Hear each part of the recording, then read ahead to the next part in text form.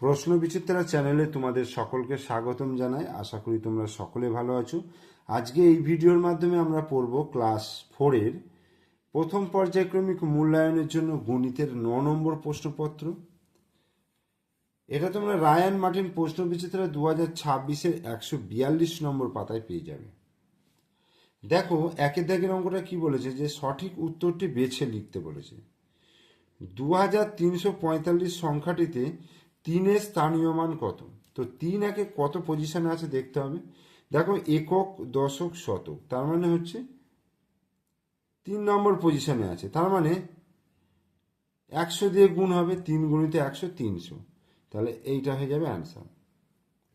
ক্ষয়েরটা দেখো, এখানে একটা যোগ অঙ্ক দিয়েছে, এই ঘরটিতে কত সংখ্যা বসবে। তাহলে 8 আর 5 13, 3 হাতে 1, 7 আর 1 8, 8 আর কত দিলে এখানে 12 হবে, 8 আর 4, 12 2 হাতে 1, 2 আর 1 3, 3 3 6, তাহলে এই ফাঁকা ঘরটায় কত বসলো, 4 বসলো। চারটি সংখ্যার গড় 5 হলে সংখ্যাগুলির সমষ্টি কত হবে?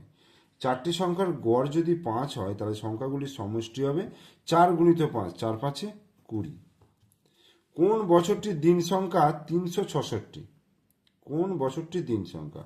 লিপ ইয়ার বছরের দিন সংখ্যা 366 হবে। 2025, 2024, 2023, 2022, তাহলে 2024 হচ্ছে লিপ ইয়ার।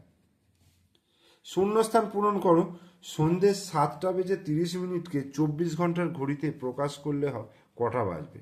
সন্ধ্যে 7টা 30, এর সঙ্গে 12টা যোগ করব, তাহলে 12টা যুক্ত 3টে 30, সরি 7টা 30, তাহলে কত হয়ে যাবে? 12 আর সাথে 19, তাহলে 19টা 30 হয়ে যাবে 24 ঘন্টার ঘড়িতে। 3025 অঙ্কগুলি দিয়ে গঠিত 4 অঙ্কের ক্ষুদ্রতম সংখ্যাটি কত? 4 অঙ্কের ক্ষুদ্রতম সংখ্যাটি হয়ে যাবে 2035, 2035, এটা হবে 4 অঙ্কের ক্ষুদ্রতম সংখ্যা। 3 ঘন্টা 20 মিনিট সমান কত মিনিট? 3 ঘন্টা 20 মিনিট মানে হচ্ছে 3 গুণিত 60, মানে এক ঘন্টা সমান 60 মিনিট, তাহলে 3 ঘন্টা মানে 318, 180 মিনিট, 180 যুক্ত 20 সমান 200, তাহলে 200 মিনিট। 2020 সালের 1 জানুয়ারি থেকে 7 মার্চ হলো মোট কত দিন? 1 জানুয়ারি থেকে 7 মার্চ, দেখো 1 জানুয়ারি থেকে শুরু করছে, 1 জানুয়ারি হচ্ছে 31 দিন জানুয়ারি মাসে। এবার 2020 সাল হচ্ছে লিপ ইয়ার বছর, তাহলে ফেব্রুয়ারি মাস 28 দিন হবে।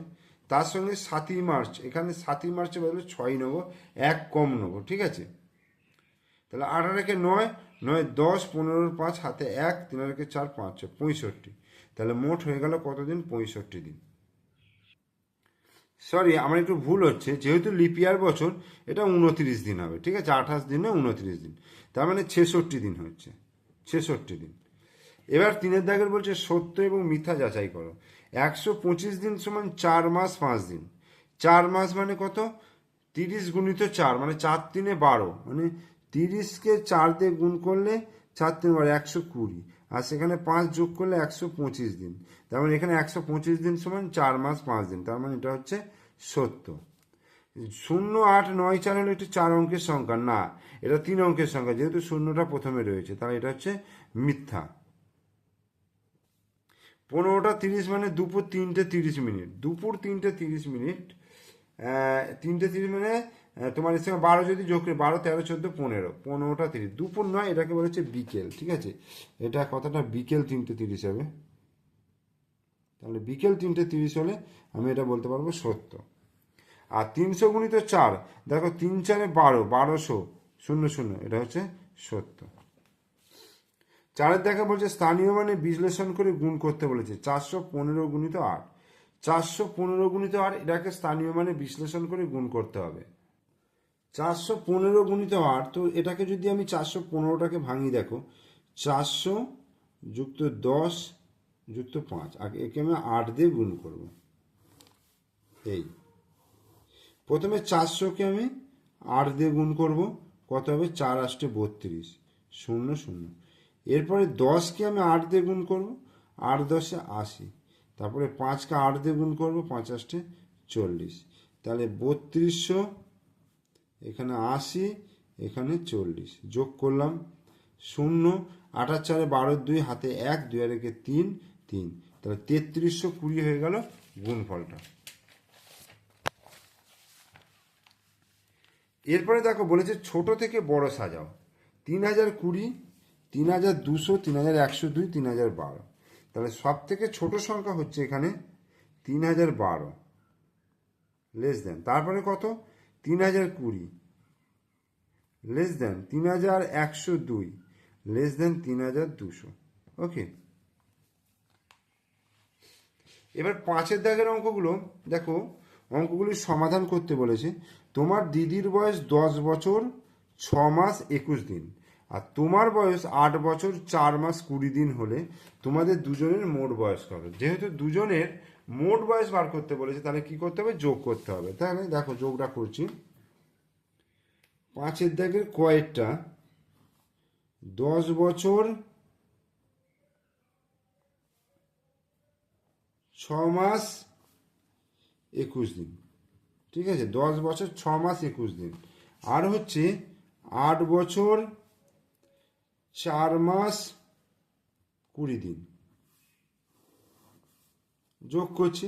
তাহলে এখানে দেখো 1, 2 আর 2 4, 41 দিন হলো, 6 আর 4 10 মাস হলো, 10 আর 8 18 বছর হলো। এইবার এখানে দেখো 18 বছর 10 মাস, এই 41টাকে লিখবো 30 যুক্ত 11, তাহলে 30 আর 11 যোগ করলে 41 দিন। তাহলে এই 30 দিনের পরিবর্তে হবে 1 মাস, তাহলে 18 বছর 10 আর 1 11 মাস হলো আর 11 দিন হলো।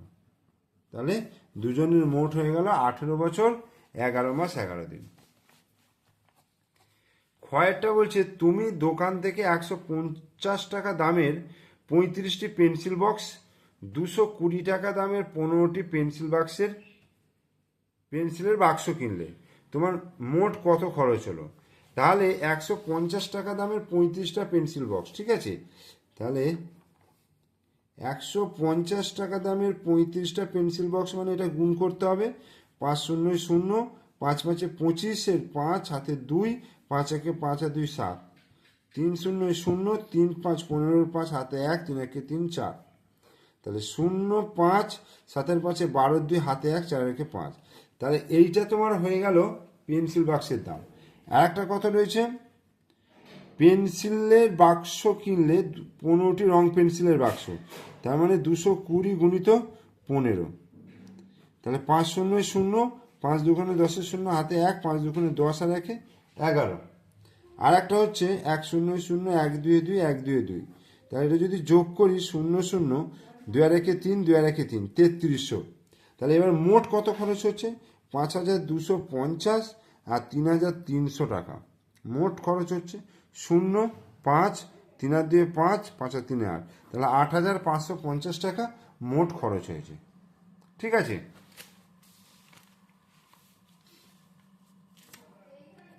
এবার গয়ের অঙ্কটা দেখো, বলছে গ্রীষ্মের ছুটিতে 12 দিন স্কুল বন্ধ ছিল, সেই সময় তুমি মোট 336টা অঙ্ক করেছিলে।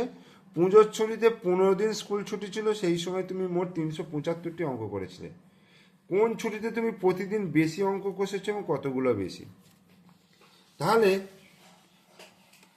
এখানে দেখো গয়ের অঙ্কটা বলছে গ্রীষ্মের ছুটিতে প্রতিদিন অঙ্ক কষেছিল কতগুলো, তাহলে 12 দিয়ে 336কে ভাগ করব।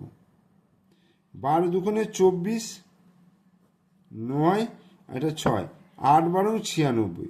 তাহলে গ্রীষ্মের ছুটিতে 28টা করে অঙ্ক করেছিল, আর এর ছুটিতে পুজোর ছুটিতে 375কে 15 দিয়ে, তাহলে 15 দুগুণে 30, 7 5, 5 15 75, তাহলে 25টা করে। তাহলে গ্রীষ্মের ছুটিতে 28টা, পুজোর ছুটিতে 25টা। তাহলে কোন ছুটিতে প্রতিদিন বেশি অঙ্ক কষেছে, গ্রীষ্মের ছুটিতে। কতগুলো বেশি, তাহলে 28 বিয়োগ 25, তাহলে 3টে করে বেশি অঙ্ক কষেছে, ঠিক আছে।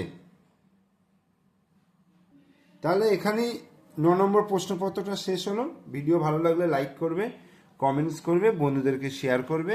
আর আমার চ্যানেলে নতুন দর্শক হলে অবশ্যই চ্যানেলটিকে সাবস্ক্রাইব করে দেবে, পাশে থাকা বেল আইকন প্রেস করে দেবে। ওকে, থ্যাংক ইউ।